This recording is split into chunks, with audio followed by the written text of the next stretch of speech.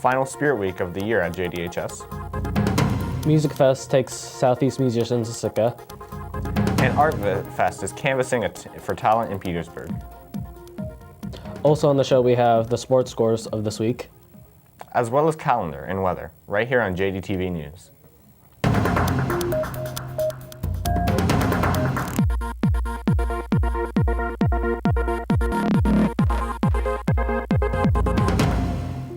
Whoa. Welcome to the show. I'm Joseph, your host. And I'm Kai, the other one. Let's get on to the news. This week is the final Spirit Week of the year. That's right, Kai. We also had a great assembly. Spirit Week is happening, and boy is it happening. This is your chance to show how much school spirit and support spring sports by dressing up and attending our pep rally. The pep rally displayed the talents of our high school while honoring a student with a $180,000 scholarship from the U.S. Marine Corps. Congratulations, Cody Walden. Also, the nationally ranked drill team performed to cap off this amazing assembly. Go Bears! 2 weeks ago, the band, choir, and orchestra students left for Music Fest in Sitka.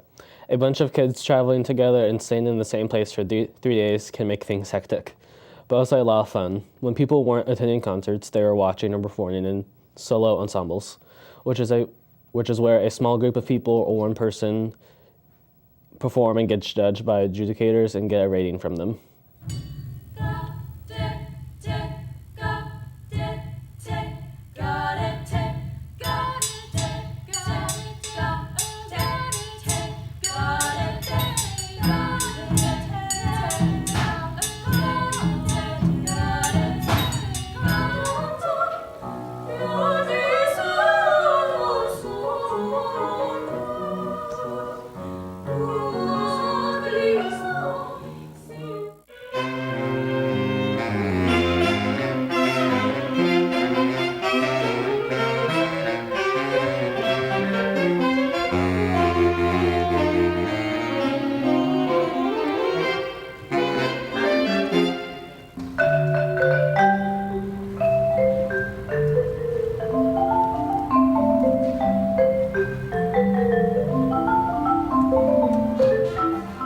Get up at 7:30 a.m. and have to get to the school by 8 a.m.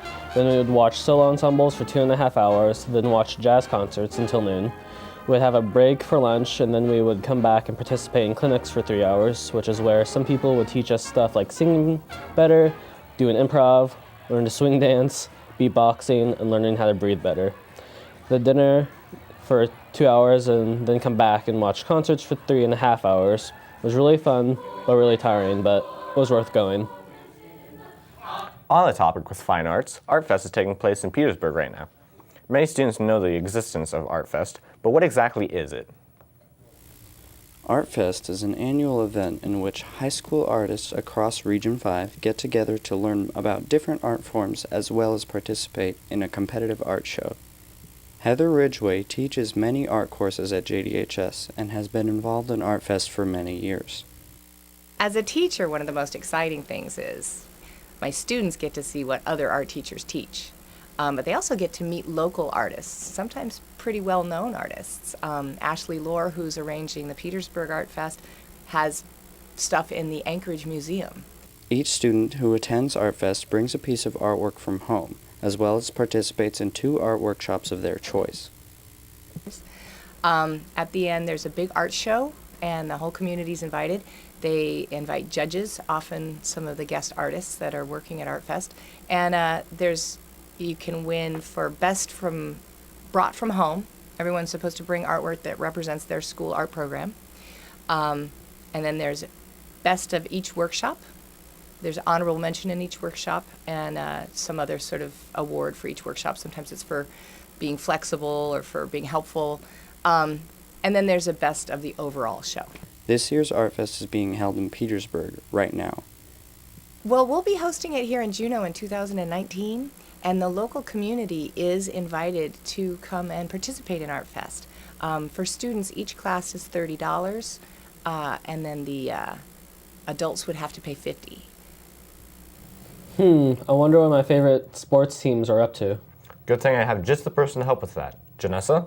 Thanks, Kai. JDHS has officially kicked off spring sports. Let's take a look. Spring sports are underway at JDHS. While both the girls and boys soccer teams have already played a number of games, baseball and softball have only started playing fairly recently. Consequently, information on game results for baseball and softball are not available for the show today. However, we do have the results for the varsity soccer games. Let's start with the girls' games and then jump into the boys. On April 11th, the JD girls played the TM girls and won with a score of 1-0. The girls fought hard, and during the second half of the game, JD player Allie Lindley broke her arm. On April 13th, the JD girls played the Ketchikan girls and crushed them with a score of 7-0. On Friday, April 14th, the JD girls played the Ketchikan girls again and won with a score of 5-1. Moving on to the boys, on April 10th, the JD boys played the TM boys and won with a score of 5-0. And on April 14th, the JD boys played West Valley and lost with a close score of 1-0. The next day, April 15th, the JD boys played the West Valley boys and lost again with a score of 1-2. And that's all for the sports this week. Thanks, Janessa, and good luck to all our teams. Now, onto the calendar. So far, the upcoming weeks don't look too busy. Art Fest continues, and the JDHS dance team is performing Showtime. Then tomorrow is the last day for Art Fest and last day for JDHS dance team's Showtime. Then, jumping on to Thursday the 27th, there's a parent group meeting. And that's all for calendar this week. Up next, we have weather with Aaren. Thanks, Joseph. With our quick bout of sun over, the weather this weekend isn't looking that pleasant. Today we are looking at a chance of mixed rain and snow with highs around 50 and lows around 36. Tomorrow the weather is looking a little brighter with a chance of sun and highs around 49 and lows of 34.